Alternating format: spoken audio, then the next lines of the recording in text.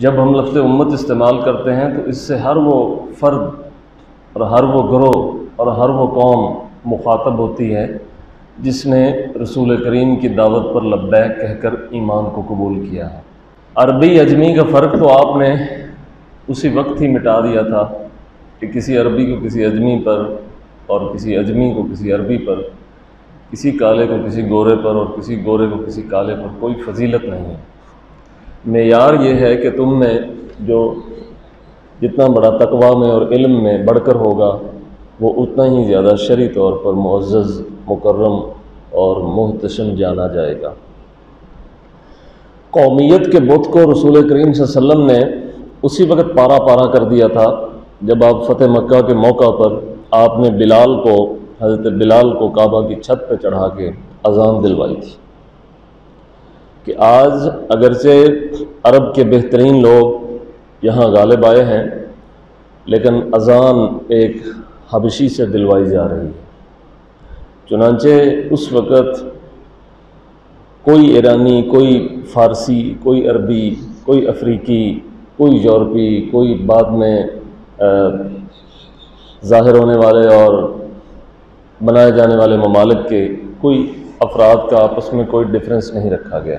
उम्मत का लफ्ज़ जब भी कुरान मजीद में इस्तेमाल हुआ है तो इस उम्मत को बेहतरीन फरमाया गया है और इसको तमाम लोगों की तरफ दावत देकर हक़ का साथ देने वाले और नेकी का हुक्म देने वाले और बुराई से मना करने वाले, ये इनकी सिफ़ात बयान हुई हैं। तो उम्मत की कुछ खुसूसियात हैं जिनका ज़िक्र कुरान मजीद में है और कुछ खुसूसियात हैं जिनका ज़िक्र अहादीस में है।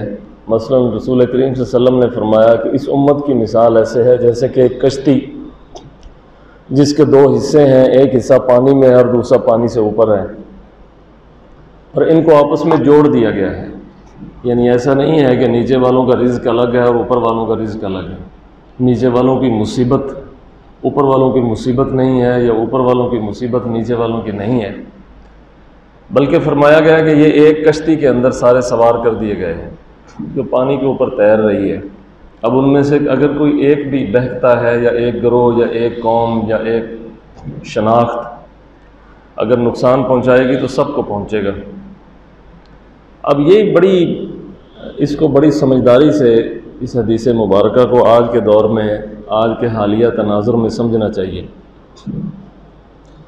अब नीचे वालों में से एक आदमी उस कश्ती के अंदर सुराख कर देता है तो फिर सारे डूबते हैं, हालांकि ऊपर वालों का अपने आप को और दूसरों को नुकसान पहुंचाने में कोई अमल दखल नहीं है, लेकिन डूब जाते हैं।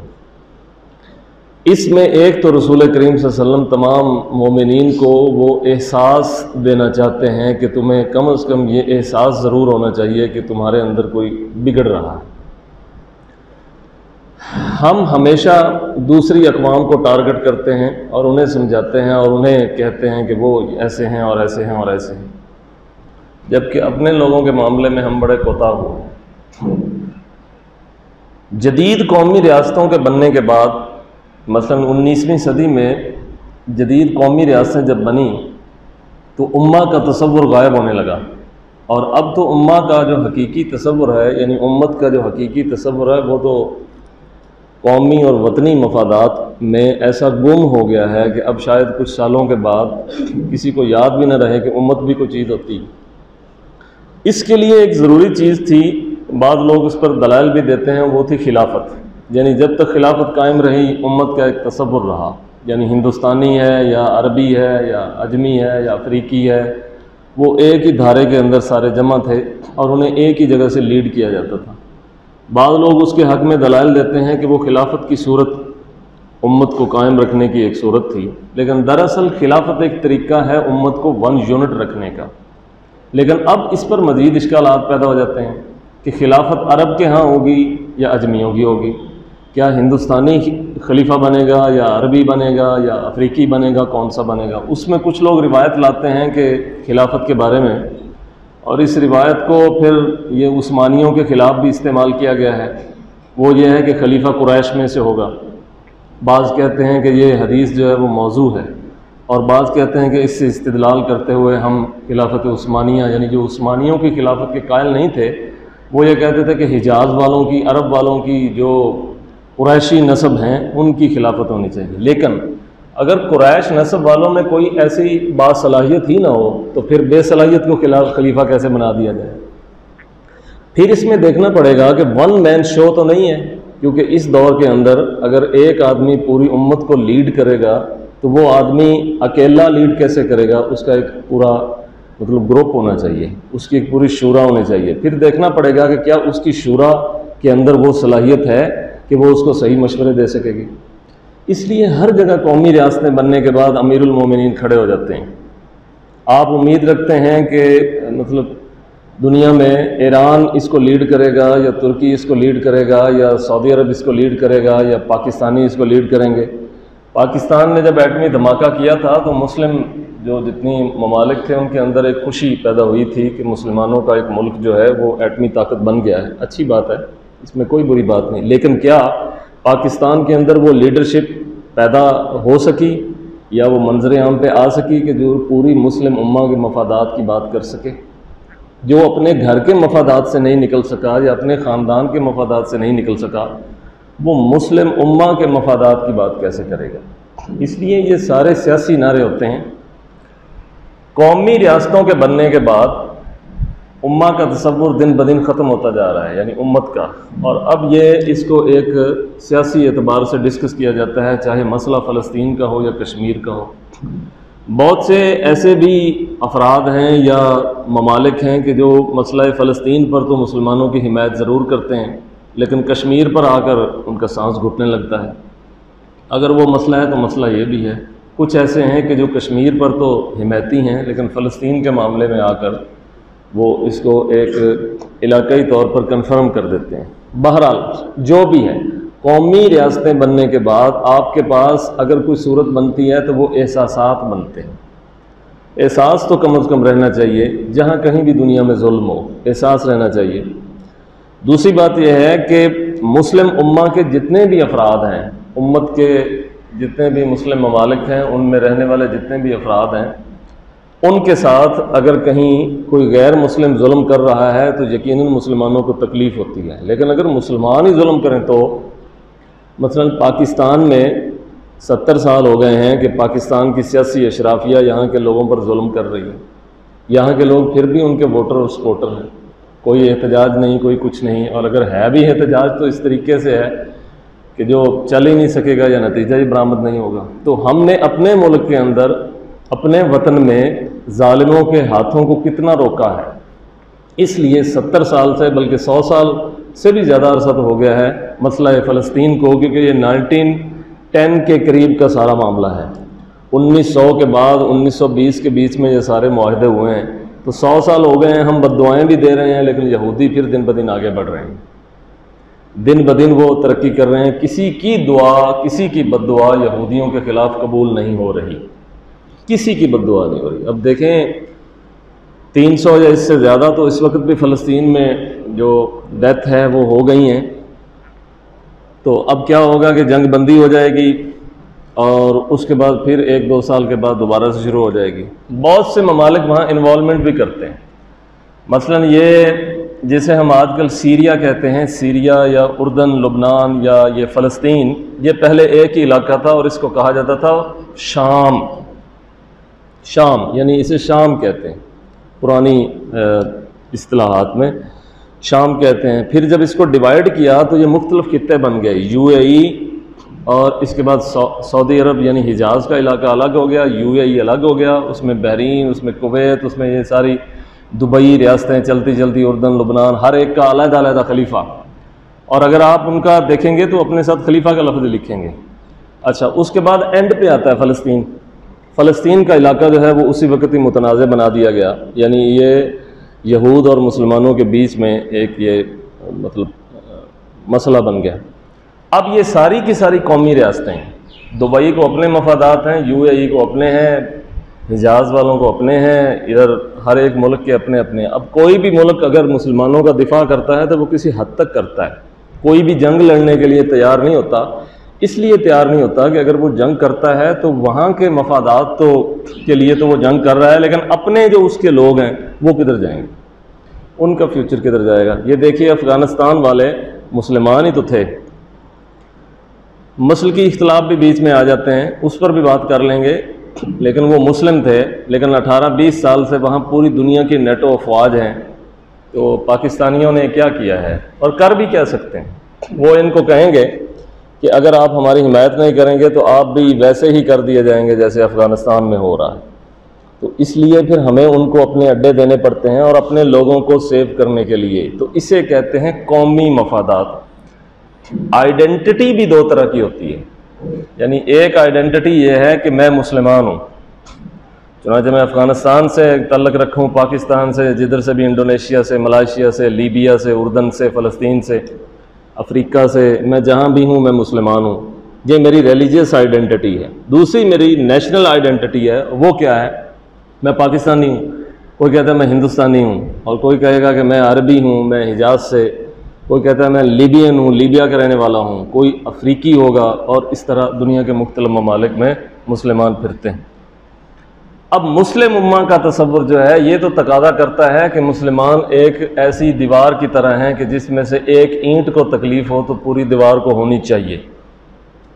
लेकिन चूंकि आइडेंटिटी का फ़र्क आ जाता है कि मैं अगर पाकिस्तानी हूँ तो मुझे तकलीफ़ होगी तो मैं कहूँगा कि तकलीफ़ है। मुझे अफ़गानिस्तान में जलने मरने वालों की कोई तकलीफ़ नहीं है, लीबिया में कोई जल मर जाए मुझे कोई तकलीफ़ नहीं है, फ़लस्तीन में हो जाए मुझे कोई दर्द नहीं है, उर्दन में, लबनान में, हिजाज़ में, अफ्रीका में, जहाँ कहीं कोई, बर्मा में, रोहिंग्या में, तो मुझे कोई ज़्यादा मसला नहीं है। मुझे मसला तब होगा जब मेरी नेशनल आइडेंटिटी की तरफ कोई देखेगा। अब इसको मैं ज़रा और नीचे ले आता हूँ कि एक हमारी रिलीजियस आइडेंटिटी है, और इस्लाम ने तो उसी को डिस्कस किया, यानी इस्लाम ने इन सारी शनाख्तों से बालातर होकर बात की है। इस्लाम ने किसी अरबी की हत्ता के यहाँ तक बात नहीं की कि उसको, इस्लाम को उसी के गिर्द घुमाया जाए, बल्कि एक जैसे कहते हैं कि यूनिवर्सल हो के एक आलमगीर सोच दी है। यानी अफ्रीका का रहने वाले काले पर भी अगर कोई जुल्म होता है तो वो, अगर अरबी में ताकत है तो उस अरबी को भी पकड़ा जाएगा कि तुमने अपनी ताकत का दुरुस्त इस्तेमाल क्यों नहीं किया। लेकिन कौमी रियासतें बनने के बाद ये सूरत हाल बड़ी तब्दील हो गई है, और अब के बाद शायद उम्मत का जो हकीकी सियासी ढांचा है वो तो बनता बड़ा मुश्किल नज़र आ रहा है। आप अपनी कौमी शनाख्तों के अंदर ही मुसलमानों का दिफा कर लें तो ये भी बड़ी बात है।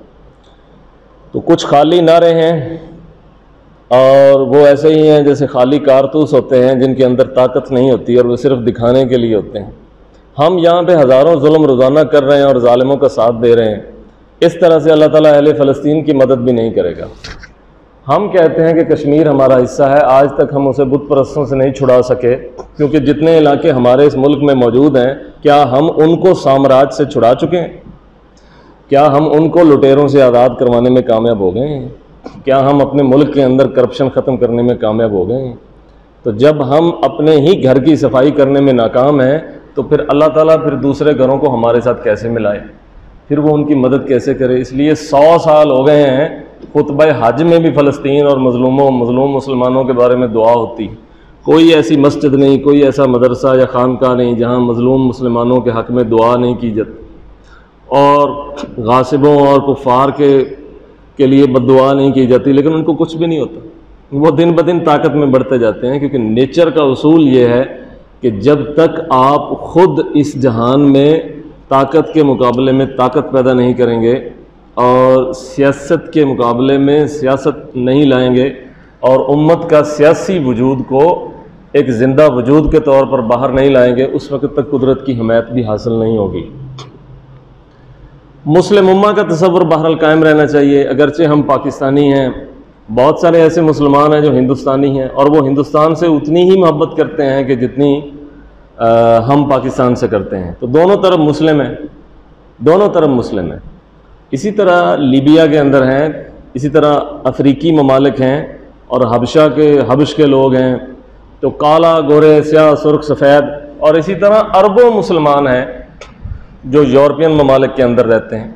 वहाँ पर जुल्म अगर आप देखें तो नहीं है, वो उनको उतने ही हुकूक दे रहे हैं जितने वो अपने शहरियों को देते हैं, वो उनको उतने ही फ़ंड दे रहे हैं जितने कि अपने शहरियों को देते हैं। उनके बेरोज़गारों को और बूढ़ों को और औरतों को हुकूमत की तरफ से उतने पैसे मिलते हैं जितने उनके अपने शहरियों को मिलते हैं। तो जहाँ जुल्म है वहाँ जुल्म पर बात करें और जुल्म पर बात करें। अगर आप इस दौर के अंदर वो मुसलमान और काफिर को बीच में लाकर अगर उस एंगल से बात करेंगे तो बहुत सारे मुसलमान हैं जो खुद मुसलमानों के बारे में बड़े मुतअस्सब हैं, और बहुत सारे गैर मुस्लिम हैं जो मुसलमानों के साथ वही सलूक कर रहे हैं जो अपने गैर मुस्लिमों के साथ करते हैं। तो ये सोच बहरहाल महदूद सतह पर तो पैदा नहीं हो सकती, पूरी दुनिया में सैर करेंगे तो कुछ बाहर आएगा। हमारे कुछ दोस्त अरब रियासतों के अंदर भी रहते हैं, वो अगर देखें 40 साल अगर कोई दुबई में रहता है या सऊदीया में रह के आया है तो वापस आकर ज़्यादा से ज़्यादा क्या करेगा, कोई दुकान बना लेगा, थोड़ा बहुत कारोबार बन जाएगा। या दुबई के अंदर तो ज़्यादातर बेचारे मेहनत कशी हैं, बच्चे वहाँ जाते हैं और इतने ही पैसे मिलते हैं कि जिनसे दाल रोटी उनकी या पिछड़ों की चल सकती है, इतने ही है। किसी भी शख्स को आप अमेरिका भेज दें, मालदार हो जाएगा कि नहीं? बरतानिया भेज दें, मालदार हो जाएगा कि नहीं? और अगर वो ये शर्त लगा दे अपने मुल्क के अंदर कि हाँ यहाँ आने वाले मुसलमानों को हम उतने पैसे देंगे कि जिनसे उनकी दाल रोटी चलेगी, तो हम क्या कर लेंगे? हम तो अप्लाई करते हैं ना, मिन्नत समाजत से वहाँ जाते हैं। तो हम बतौर एक मुसलमान के मिन्नत समाजत से वहाँ जाते हैं अपनी मुआशी बेहतरी के लिए, और वो हमारी बेहतरी में हमारा साथ देते हैं। लेकिन अगर इसीलिए हम अरब ममालिक में चले जाएँ तो अरबी हमारे साथ क्या करते हैं, आप में से भी कई अरब में रहते होंगे, तो वो कितना कुछ तो ले लेते हैं। यानी जो उनकी जेन्युइन जो कमाई है बच्चों की, जो अरब ममालिक में वो जाके करते हैं, उनमें से आधा हिस्सा तो वो अरब ले लेते हैं, कफ़ील ले लेता है, रियासत ले लेती है, पीछे बचता थोड़ा बहुत ही है जो बेचारे पीछे भेजते हैं। लेकिन आप यूरोपीय ममालिक में चले जाए, वहाँ जितना कोई कमाएगा वो आज़ाद है, वो चाहे जिधर ले जाए, वो उधर इन्वेस्ट करे जब पीछे भेजे। इसलिए दुनिया में रियासत का ढांचा तब्दील हो चुका है, और उस रियासत के ढांचे को समझना और फिर मुस्लिम उम्मा का सियासी तसव्वुर ज़िंदा करना, ये एक अहम काम है जो हर फर्द के ज़िम्मे है और उसे समझना चाहिए। ये जो नारेबाजी है बहरहाल ये ठीक है, ये सिर्फ जज्बात हैं आपके, और जज्बात भी ज़िंदा रहने चाहिए। जज्बात भी ख़त्म हो जाएंगे तो बिल्कुल ही कहानी ख़त्म हो जाएगी। हम पाकिस्तान में हैं तो फ़लस्तीनियों के साथ हैं, हम पाकिस्तान में हैं तो हम बर्मा वालों के साथ हैं, हम पाकिस्तान में हैं तो हम अफ़गानिस्तान और कश्मीर वालों के साथ हैं, क्योंकि आग अभी तक हमारे घर नहीं पहुंची। हमारे घर अगर खुदा न खास्ता पहुंचेगी तो हम ज़्यादा जोश से मुकाबला करेंगे, लेकिन अब थोड़ा बहुत एहतजाज ही हम करते हैं क्योंकि हमारे मुआशी मफादात जुड़े हुए हैं उन सब से। तो सबसे पहले अगर पाकिस्तान को हकीकी माना में मुसलमानों की मदद करनी है तो मुआशी तौर पे इसे उन कर्ज़ों से जान छुड़ानी पड़ेगी कि जिनकी बुनियाद पर ये बंधे हुए हैं। ये आगे जून का महीना आ रहा है, इसमें ये पॉलिटिकल फाइनेंस का महीना है, सेटलमेंट हो रही है, बजट पेश होना है, उसके बाद FATF है, और जितने कर्ज़े हमने बाहर से लिए हैं उन कर्ज़ों की वापसी के साथ कुछ पॉलिसी पर भी हमने साइन किए हुए हैं। ये काम अपने मुल्क में करोगे, हत्ता कि ये आपके मुलाजमीन की तनख्वाहों के बारे में भी IMF अगर इजाज़त देगा तो मुलाजमीन की तनख्वाहें बढ़ेंगी, नहीं तो नहीं बढ़ेंगी। ये मसला है। तो इस मसले से अगर आप निकलेंगे तो आप मुस्लिम उम्मा की खिदमत करने के काबिल होंगे, वरना नारेबाजी ठीक है, वो एहसासात हैं, वो जज्बात हैं, वो अपनी हद तक चलते रहेंगे, या बयानात या मजम्मत होती रहेगी, वो अपनी हद तक चलते रहेंगे। तो मुस्लिम उम्मा के हर फर्द को बहरहाल मुसलमानों के साथ एहसासात ज़िंदा रखने चाहिए, और चाहे कौमी शनाख्ती है लेकिन इन कौमी शनाख्तों के अंदर अपने ममालिक को ख़ुद कफ़ील करना पड़ेगा, और ख़ुद कफ़ील करने के लिए आपको हर उस अशराफिया से जान छुड़ानी पड़ेगी, और हर उस लुटेरे को इस मुल्क से निकालना पड़ेगा, या यहाँ उसको उसके दायरा कार में बंद करना पड़ेगा जो आपके हुकूक खाता है, जो आपका पैसा खाता है, जो आपकी कमाई खाता है। इस तरह से उम्मत की खिदमत हो सकेगी और आप सही मानों में उम्मत का दर्द लिए फिरेंगे, वरना जो आगे वक्त आ रहा है वो ज़वाल की तरफ ही जा रहा है, मज़ीद ज़वाल की तरफ जा रहे हैं। ये एक सदी के अंदर टुकड़े टुकड़े हो गई मुस्लिम उम्मा, टुकड़े टुकड़े हो गई। मैं ये समझता हूँ कि अब इस दौर में अगर किसी एक इस्लामी मुल्क पर हमला भी हो जाए तो मेरा नहीं ख्याल कि दूसरा इस्लामी मुल्क खुल के हिमायत करेगा। हम चाइना को कहते हैं कि जब हमारा मुकाबला भारत से होता है तो चाइना हमारी मदद करता है, तो चाइना मुस्लिम मुल्क नहीं है। वो पहले उसमें कम्युनिस्ट दौर भी रहा है और अब तो वो बाकायदा एथीस्ट की तरफ चले गए हैं, तो वो बहरहाल ऐसा नहीं, लेकिन हमारे हमायती हैं। आप देखें तो उस वक़्त अगर हमारी भारत के साथ अनबन हो जाती है तो ईरान खुलकर हमारा साथ नहीं देगा, लेकिन चाइना देगा, क्योंकि ईरान के हमारे साथ मफादात उस कदर नहीं हैं जितने चाइना के हैं। इसी तरह अमेरिका देगा। जब रशिया के साथ सोवियत वॉर हमने लड़ी तो अमेरिका हमारे साथ था, उस वक्त पूरी मुस्लिम उम्मा हमारे साथ नहीं थी। इसी तरह से इन कौमी शनाख्तों के अंदर उलझाव इतना ज़्यादा बढ़ गया है कि ज़बरदस्त किस्म के सियासी शऊर की ज़रूरत है, फिर आपका मज़हब आपके साथ साथ चलेगा। वरना अगर सिर्फ मजहबी तौर पर अब आप जज्बात रखेंगे और सियासी तौर पर नाबलद होंगे तो फिर आपके मजहबी जज्बात भी ज़ाया हो जाएंगे और उनकी कोई कदर नहीं होगी। अल्लाह करे कि ये जज्बे तो सलामत रहें जो मुस्लिम उम्मा के आपस में, अफराद के आपस में हैं, कि जहाँ कहीं भी दर्द होता है ये महसूस करते हैं, इन्हें महसूस करते रहना चाहिए। लेकिन फैक्ट ये है कि कौमी रियासतें बनने के बाद मुस्लिम उम्मत का तसव्वुर दिन ब दिन गुम हो रहा है और कौमी रियासतों, बल्कि अब तो कौमी रियासतें क्या, कौमी तसव्वुर भी छोड़ें कि पाकिस्तानी, मैं पाकिस्तानी नहीं हूँ, मैं इस वक्त क्या हूँ, अपनी बिरादरी का नुमाइंदा हूँ। अब मुस्लिम उम्मा भी गई, आपकी नेशनल आइडेंटिटी भी गई, अब तो आपकी शनाख्त ये है कि आप एक बिरादरी से तल्लुक़ रखते हैं, वही आपकी शनाख्त। आपके सारे मफाद आपकी बिरादरी से जुड़े हुए हैं। आप अपनी कौम की तरक्की के लिए, अपने बिरादरी के लोगों के लिए काम करेंगे, आप अपने हम वतनों के लिए भी शायद काम ना करें, और उससे बढ़कर आप मुस्लिम उम्मा का काम क्या करेंगे। आप तो एक ख़ानदान के साथ बंधे हुए हैं। रसूल करीम सल्लल्लाहु अलैहि वसल्लम में तिरमिज़ी की आखिरी हदीस आप सुन लें, आपने नस्बी तफाखुर और नस्ली असबियत के ख़िलाफ़ एक तरह का ज़बरदस्त फतवा दे दिया। फरमाया आज के बाद किसी एक ख़ानदान को, किसी एक नस्ब वालों को, किसी असबियत की यहाँ इस्लाम में कोई गुंजाइश नहीं, किसी तफाखुर की अब कोई गुंजाइश नहीं है, कोई कहीं से तल्लुक़ रखता है। ये जो कमज़ोर और तगड़े का जो फ़र्क है, ये आपने तो मिटा दिया था, हमसे नहीं मिट सका। अब आपकी रिलीजियस आइडेंटिटी तो खैर 19वीं सदी से पहले ही गुम हो गई, अब 20वीं सदी के बाद आपकी नेशनल आइडेंटिटी भी गुम हो रही है। अब आपकी आइडेंटिटी नीचे आ गई है, यानी अगर मैं फ़लानी बरादरी का हूँ तो बस मैं उसी का ही हूँ, उसी का नुमाइंदा अगर खड़ा होता है इलेक्शन में तो मैं उसी का ही सपोर्टर वोटर हूँ, चाहे वो जितना भी कमीना होगा। और मेरी ही ख़ानदान का फ़र्द अगर कोई ब्यूरोक्रेट है तो मैं उससे जो मर्ज़ी काम निकलवा लूँ। मेरे ख़ानदान का बंदा अगर कहीं उसने कोई ठेका लिया तो मैंने उसी को ही देना है, वो अगर ठेकेदार है तो उसी को ही ठेका जाना कि मेरे ख़ानदान का आदमी। तो ये ख़ानदानी असबियत अब सब चीज़ों से ऊपर चली गई है, इसलिए उम्मा अब सबसे गुम हो गई है और ये शनाख्त और ये असबियत अब सबसे करीब आ गई है। तो ये ज़वाल की खैर वो आखिरी सतह है कि जिसको छूने वाले हैं या छू लिया है या कुछ सालों तक छू लेंगे।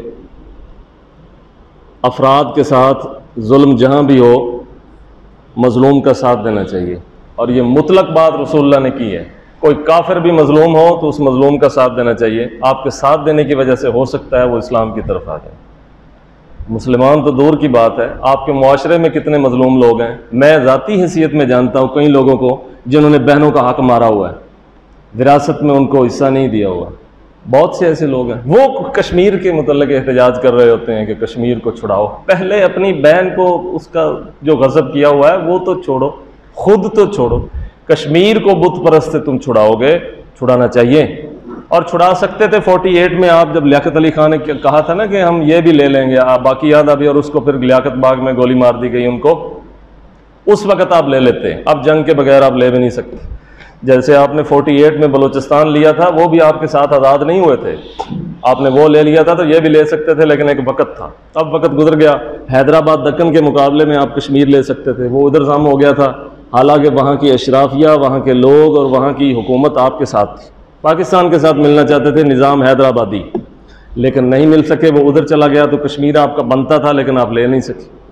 सियासत शुरू हो गई और मफादात शुरू हो गए और वड वडेरों के हालात शुरू हो गए और वो जज्बात खैर गुम होते गए।